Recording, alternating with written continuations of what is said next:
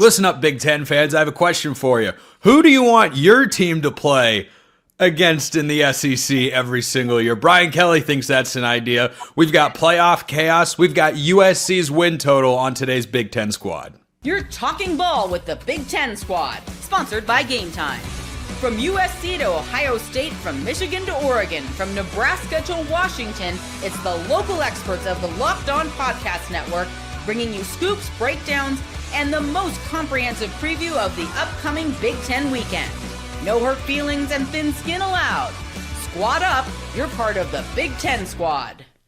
Happy Thursday, everybody. Welcome into this week's Locked On Big Ten Squad. I'm Spencer McLaughlin, your host. Mark Culkin of Locked On USC is here, and we'll be talking about his team to wrap today's show. Jacob Goins of Locked On Hoosiers. Ryan Herrings of Locked On Badgers is here, even though he doesn't have a banner. That is indeed what he does for a job, I can confirm. Jay Stevens of Locked On Buckeyes, Trent Condon, Locked On Hawkeyes, and Zach Anderson-Yoxheimer of Locked On UCLA. We are squatted up today, and Brian Kelly is just throwing crap at the wall and seeing what sticks. And he's saying the SEC could go to 9 games, which they should do, of course, like the rest of the industrialized world. They should stop playing Wofford, late in the season, and that goes for the ACC as well. And then Brian Kelly said, well, we should have a Big Ten matchup. We should have an annual team. So, Mark, everybody's going to get to chime in here. No Vanderbilts, okay? Just going to establish that. Alabama, though. No Vanderbilts, Zach. I know that's where you want to go. So, if you had to play an SEC team every year, Mark Culkin, where do you want to go? Well, last year USC took out LSU, so we've been down that road. They took out Texas A&M. They've been down that road. They've had some matchups with Texas in the past. USC's beat Auburn. They beat Arkansas. Georgia. USC remembers Alabama from not too long ago. So let's see what they have down between the hedges in Athens. Are you referring to the infamous we're ready to prowl coming out of the tunnel only to get your brains beat in? USC having a lead for about 27 minutes in that game, and then the wheels fell off. Was it 27 minutes or 27 seconds? It was close or to somewhere in between. Well, only scoring 3 points against an SEC powerhouse to begin the season. Look, there's no shame. That's all I will say. Jacob Cohen's Locked On Hoosiers. If you had to pick an SEC team to play every year, just going back and forth home and road, which I think is fun. Like I'm here for it, as the wannabe schedulings are in college football. Who do you want Indiana to play? Yeah, I think you got to eliminate Vanderbilt, yes, Mississippi State, Kentucky. Like, those games aren't any fun. Arkansas, if what's-his-name can't survive this year. I think it would be fun for Indiana to play Tennessee, just from a color standpoint. It would be Hoosier red and that nasty Tennessee orange, just because you can't get two things more opposite of those two. And, look, Tennessee's Indiana's on the rise, so I'll take Tennessee. Why not? Well, okay, a couple of thoughts. First of all, Indiana football throwing shade at Tennessee football. What world are we living in? Why not? I wonder that, Trent. A couple other thoughts that I had. Are you really picking the matchup here based on the primary color wheel we learned when we were 5? And secondly, did you forget that wheel? Because you just said red and orange couldn't be more different. Okay, but you've got Indiana red, you've got the Indiana red, and then whatever orange they call themselves orange in Tennessee. It's not a pretty orange by any means. And I just think the color contrast would be cool. Yeah, okay. Moving on. Indiana would win. Yeah. So. Well, maybe this year. I don't know about next year. Ryan Herrings, where would you want the Badgers to travel to? Maybe not Tuscaloosa?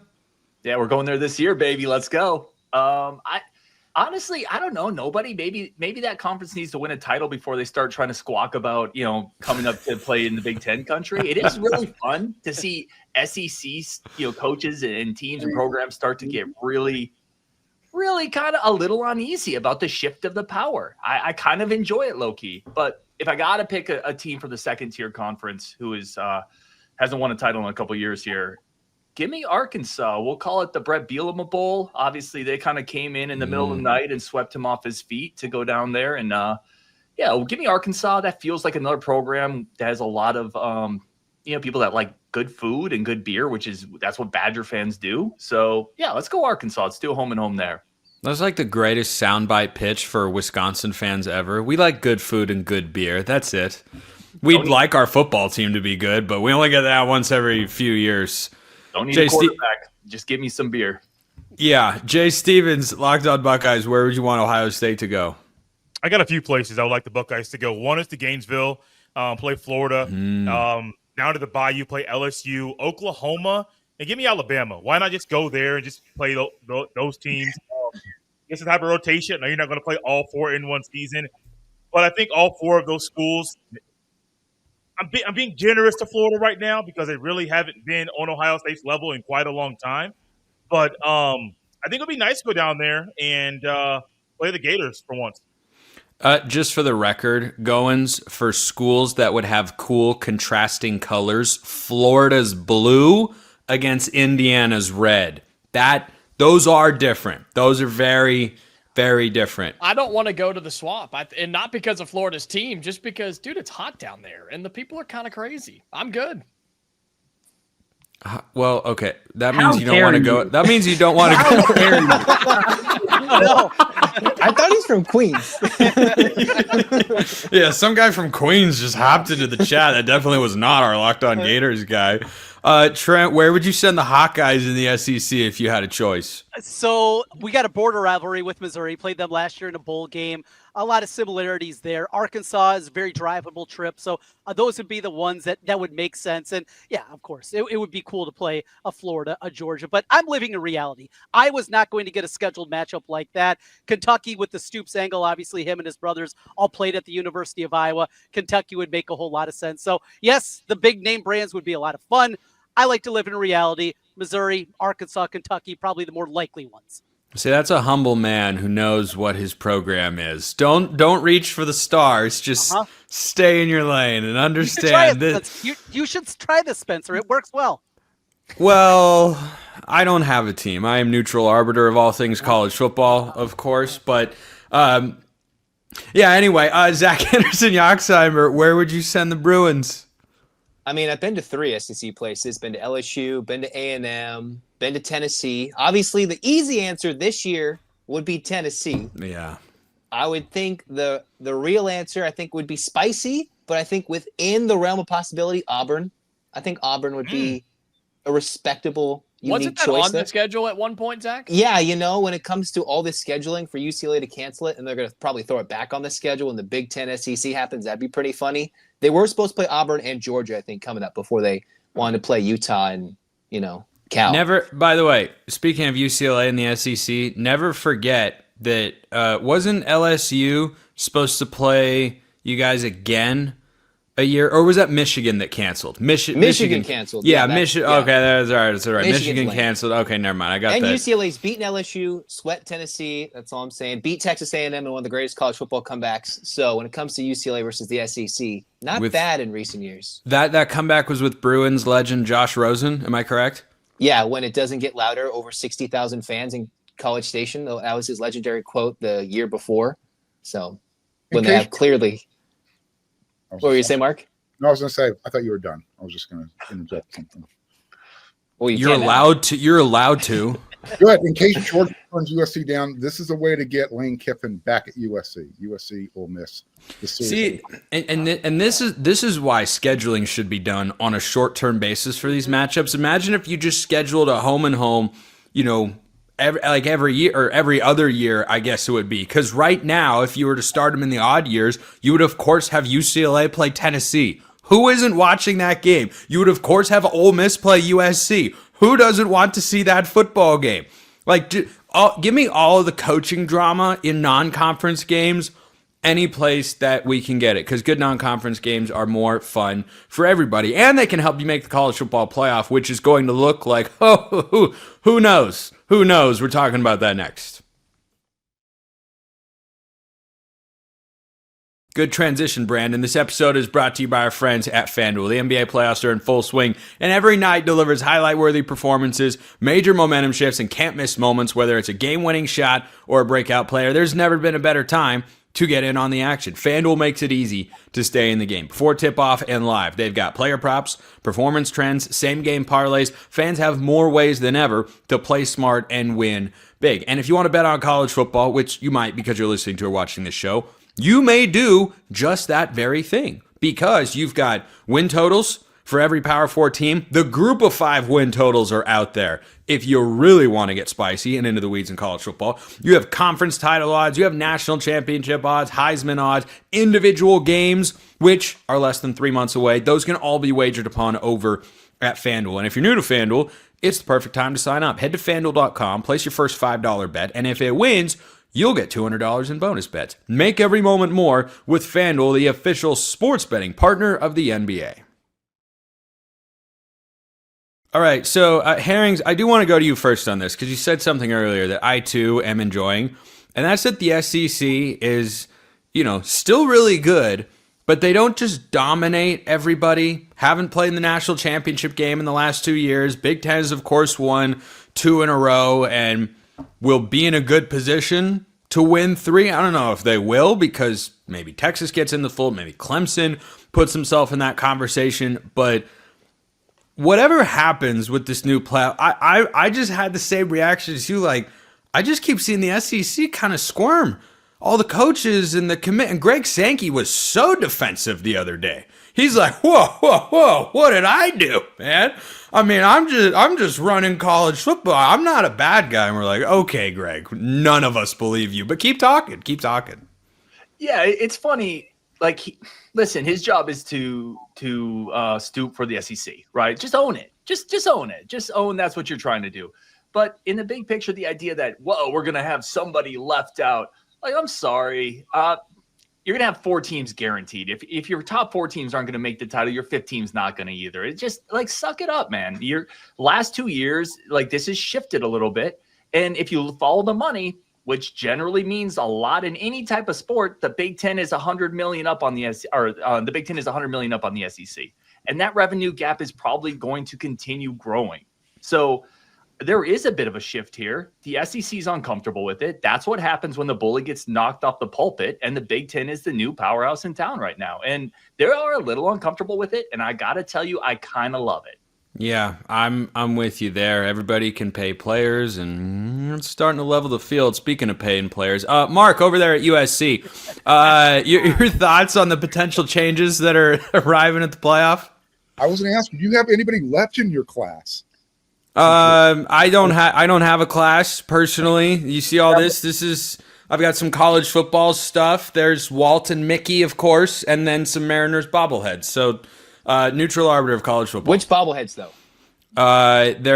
Felix Hernandez is up there. Griffey is up there. I think Edgar's up there. I think Ichiro's up there 2 or 3 times, and I think there's a Richie Sexton bobblehead in there as well. But no Oregon National Championship. Okay, we're good.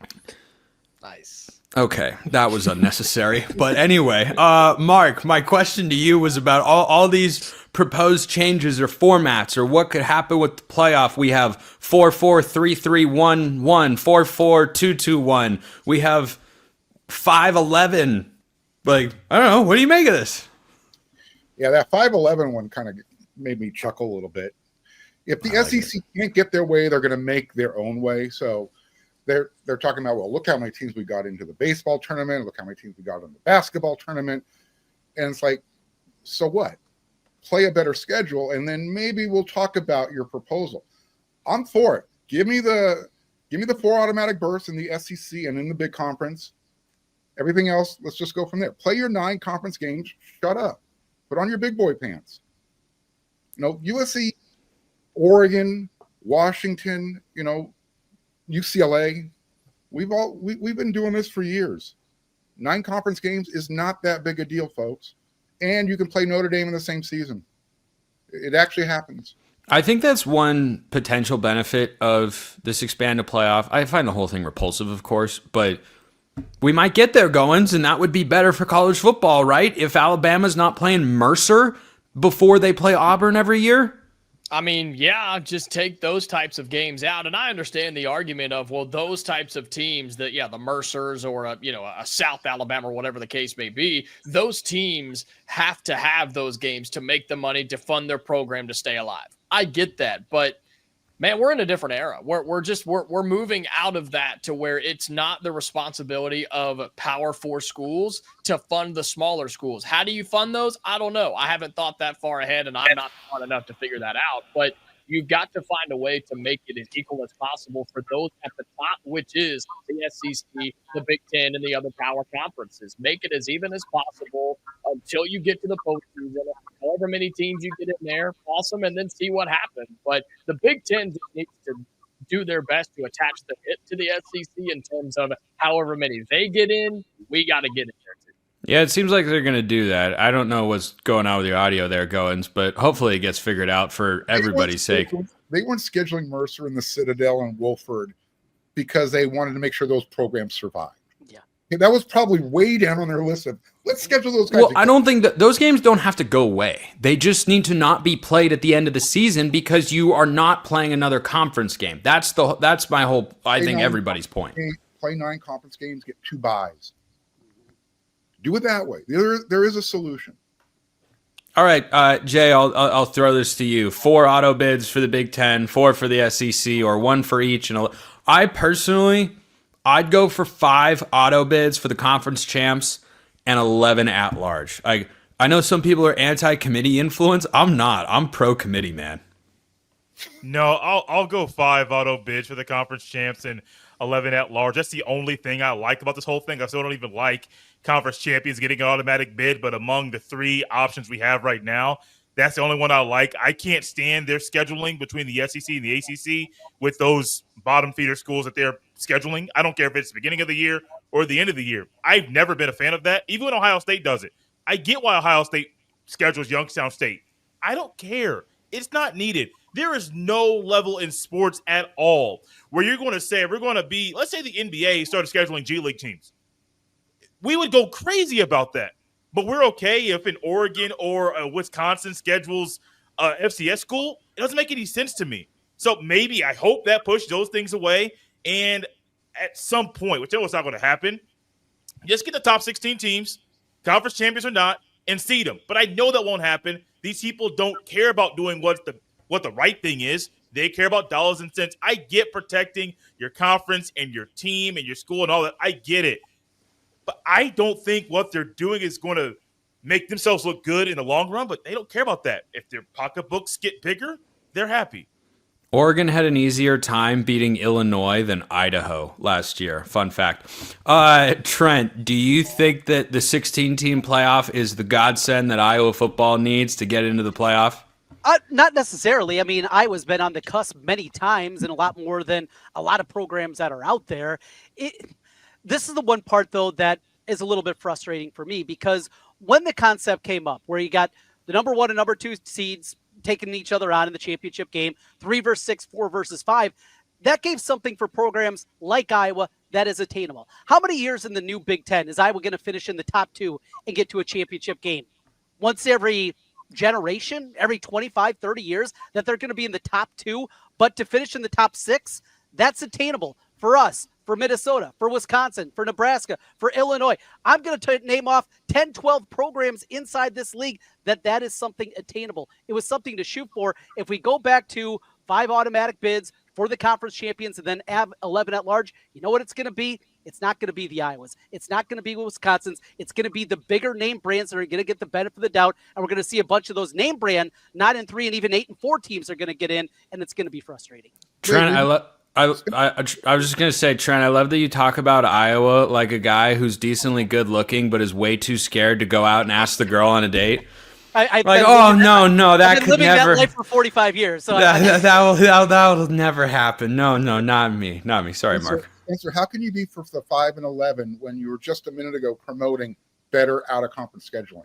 I think the 5 and 11 promotes scheduling down to get those, 11 available bids. Well, if I had my way in college football, teams wouldn't actually get to choose their own schedules. Yeah. You would have a rotation of conferences that would match up against each other in the non-conference. Your one would play your one, your two would play your two from the prior year, and so on and so on. And when there are extras and the numbers don't match up, you just kind of figure it out. That's what I'd like to do. But to answer your question, because it's not a world we're going to live in, the answer there is that you are, as a team, have to give the committee a reason to like you, to vote for you. And if you are, and by the way, we've talked about the Big Ten and SEC, but we haven't mentioned the ACC and the Big 12, for instance, which have plenty of good teams and plenty of quality programs that can boost your resume year in and year out. Imagine if you had Arizona State on the schedule last year. Going into the year, it doesn't look like a lot. Suddenly they're the conference champ, and if you had a non-conference win over them, you'd be able to hold that up to the committee and go,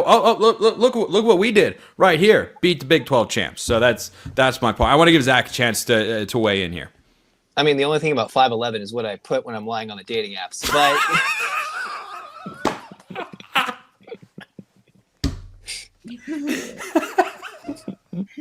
That's good.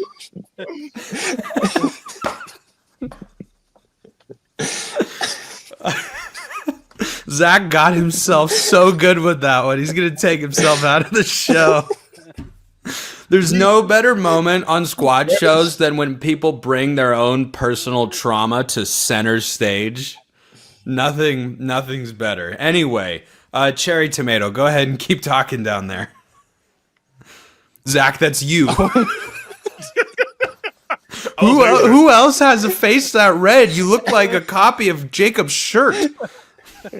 just get Tennessee Orange and you'd say they're a perfect match.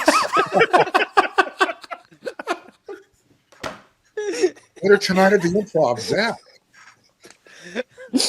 I would say,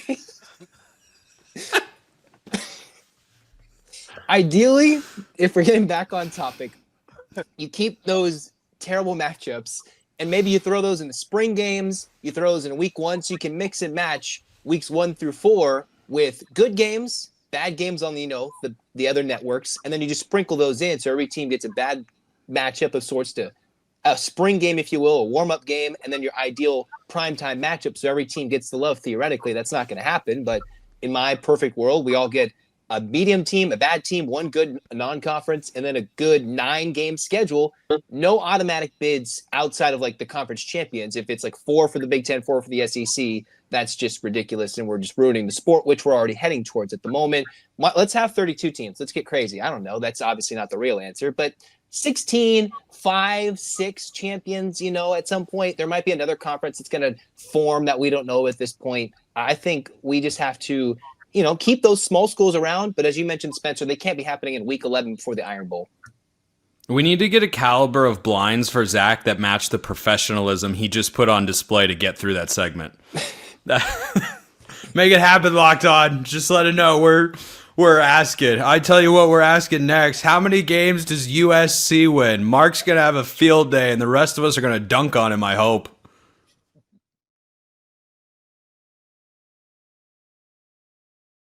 You guys ever see... We lost somebody. That's okay. You guys ever see that Family Guy clip where Meg gets dunked on by Peter? Like every episode? I mean literally physically dunked on with the fake college admissions thing. Yeah, anyway, I guess no diehards in the chat, but that's all right. Mark, we'll start with you. USC off a thrilling 7-6 season last year. Was it 7-6 or was it bookended with an SEC win and an SEC. Right. SEC win sandwiched on the end, but hey, it just means more. There's Goins. He's back now. 7.5 the win total for USC. For those listening who don't have USC schedule memorized, they start with Georgia Southern. Correct me if I'm wrong, Mark. They start with Missouri State. Sorry, they start with Missouri State, then they play Georgia Southern, and correct me, thank you. Correct me if I'm wrong, that is the return to Los Angeles for Clay Helton? Oh, man. Yep. Team's going to be fired up in week 2. So USC starting 1-1. Then they go at Purdue, host Michigan State, at Illinois, host Michigan, at Notre Dame, maybe for the last time, at Nebraska, host Northwestern, host Iowa, at Oregon, and hosting UCLA. 7.5 is their win total, according to our friends at FanDuel. Mark, over or under? Oh, it's over. It has to be over, or else The Lincoln Riley era, or what? could be if it's not. eight would be, for me, would be the bottom. I mean, that's the worst he could possibly do this year and get any sort of quarter from me where I can say, go stand over there and we'll talk. But right now I'm really, really, really disappointed in you. This team has to be a 9-10 win season. There's just nothing to say about it. You're going into year 4. He's had enough time to work with recruiting, to work with the transfer portal. He's got the staff in place. He's been able to transition from Swiss cheese defense to it's a pretty good defense. Pepper Jack. There you go. Zach is on a roll tonight, man. So you're going into year 2 with Danton Lynn, and Zach knows how good of a coach Danton Lynn is, right? So you brought in a Rob Ryan as a linebacker coach. You've got the continuity going besides. I can't believe those guys are still coaching. Rob Ryan? No, just the Ryans in general. I thought they were done coaching like 8 years ago. Sorry. They do really well wherever they go, so that's what we're hoping. It continues as long as he's still alive.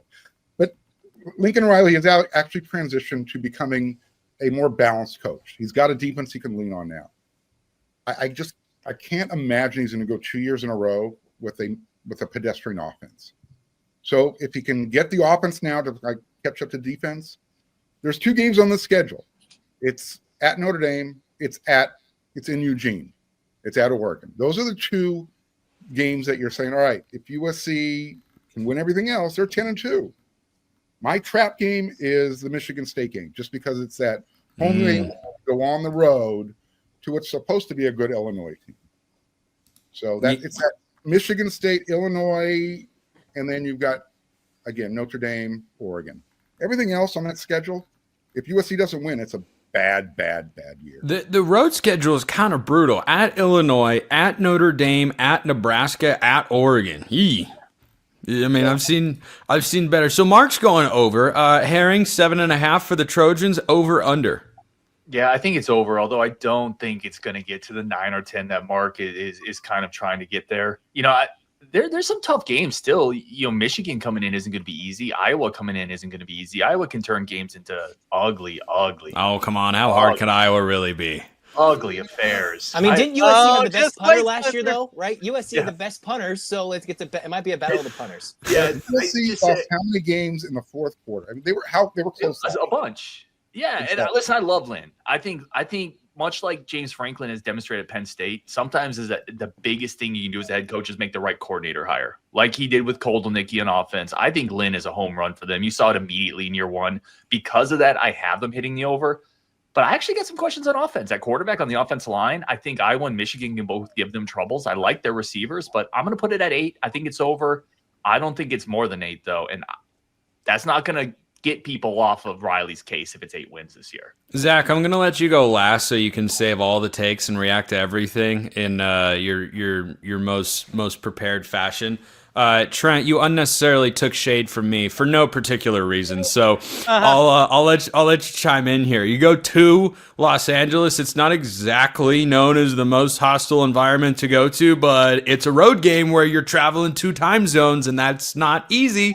It's not easy in general, and it's even worse for Iowa. Iowa historically, I mean, dating back for 40 years, the early Hayden Fry era, is awful out on the West Coast. A couple of trips to Arizona and Arizona State. They got a Big Ten championship team in 2004, got beat 44-7 by a very average Andrew Walter-led Arizona State team. So this has been a death. You saw it last year. On a Friday night, they went out to UCLA. We know a pretty pedestrian UCLA team. They played by far their worst football game of the season out there on a Friday night against UCLA. I think it's going to be the same this year. There'll be 25, 30,000 Hawkeye fans that'll go out there. The Bumblebees will be buzzing around LA, and they'll walk around with another loss because Kirk Ferentz, he goes to the West Coast and he loses football games. The over-under 8-4. And the thing I like about the USC schedule, I think that has them maybe a chance to be better. two tricky spots. That Michigan game, another team, by the way, historically really struggles on the left coast. You get a bye week before that. And then that road trip to Lincoln, a bye week before that. Schedule makers worked out, I think, pretty well for USC. Jay, your pick on the Trojans here, 7.5. I'm going with 8. And it was one thing I was all the show. I've been thinking about under. I've redone my notes here on my notepad. And I think 8's where it's going to be, 8-4. For them to get 9 and 10, 9 or 10 wins, they're going to have to do some things that even the coaches would think would be otherworldly. I don't think it's going to happen at all. I think 8-4 for Lincoln Riley in this year with that roster is a win. It's not a win for USC because their standard should be 10, 11, 12 wins every single year. I just don't think this team is going to have that this year. The schedule's pretty easy for them, honestly. I mean, some of the road games are tough. Michigan going out there, that'll be a tricky one. I'm going 8-4. I'm being, I think, nice to them right now. Maybe not. They host Michigan, by the way. But Correct. I'm with you that the road games, I mean, Purdue is in there, and Goins has plenty of thoughts on what, that trip will be. But hey, Barry Odom will be looking for that signature year one win to ignite hope into the fan base there. So, Goins, everybody has gone over so far, 7.5 for USC. Are you taking the first under? Well, hopefully my audio was fixed. I left and came back because I had to jump in on the USC conversation. They're going under. Okay, they're going to start. Oh, there it is. They're going to start 4-0. Mark, they're going to start 4-0. Everything's going to be fine. Lincoln Riley's job's going to be saved because they beat a crappy Purdue team and Michigan State who can't travel West Coast. They'll start 4-0. They'll then lose 4 straight. They will lose 4 straight games to Illinois, Michigan, Notre Dame, and Nebraska. 3 of those are on the road. Michigan out west will be a very fascinating game. You have a good chance to beat Northwestern because they're terrible. Iowa, talk-up game. UCLA, I didn't mean it that way. UCLA, you're going to get that game, but you're not going to win in Eugene. I have them going 7-5, and maybe USC can move on from this dumpster fire that has been Lincoln Riley and find a coach that can win out there. They're going. Mark's face is starting to boil. Like I said, Clark Kent, Jimmy. It's go away, kid. You're bugging me. That's what I think. 7-5. You're just mad because your team's going 7-5, Mark. It's okay. All right, Zach. The stage has been set for you. Is UCLA going to beat USC when they shouldn't again? Oh, hello. I mean, I would say obviously that the battle for the victory bell is much tougher than much people give it credit for. The big thing is, I remember Mark, when we did the UCLA win total, he said UCLA was going to win 4 in a row and then lose their next 8. Well, USC will start off 4-0. And I'm not going to say they're going to lose their next 8 because that's a stupid proposition. But I'm really stuck with this Illinois-Michigan back-to-back right there in terms of the scheduling. I think they lose to Illinois. I don't think they necessarily lose to Michigan, but they could. The last ever game at Notre Dame for a while, of course, joke hopefully intended there. Going to Nebraska back-to-back, those aren't easy trips. I know Notre Dame's still searching quarterback-wise, but they're coming off a strong season. Nebraska's under year 2 of Dylan Raiola. You got a whole bunch of tough games on the road. And to just say UCLA is an easy win at the end of the year, if USC is faded, that would be a big win for UCLA, who's won the last couple of times in the Coliseum. I, of course, have to lay my foot down and say they're going under. But it's definitely on the line between the 7 to 8. They got the 7.5 total right, but they're going under. Sorry, Mark. Well, look at that. We've got 2 unders. That's what listing 511 on the dating apps will get you. I will take them just ever so slightly over, just with the law of averages, because you lose so many close games last year. Statistically, that's not going to happen again. So, and I think Danton Lynn is really good. So I'll be like, I won't make an official prediction, but I'll go over 7.5, but definitely under 10 wins. So I think we wrap it there for the week. Mark Culkin locked on USC, Ryan Herring's locked on Badgers, Zach Anderson Yoxheimer locked on UCLA, Jacob Goins locked on Hoosiers, Jay Stevens locked on Buckeyes, and Trent Condon locked on Hawkeyes. I'm Spencer McLaughlin, locked on all over the place. We'll see you next time on the Big Ten Squad, and hope you have a wonderful rest of your day.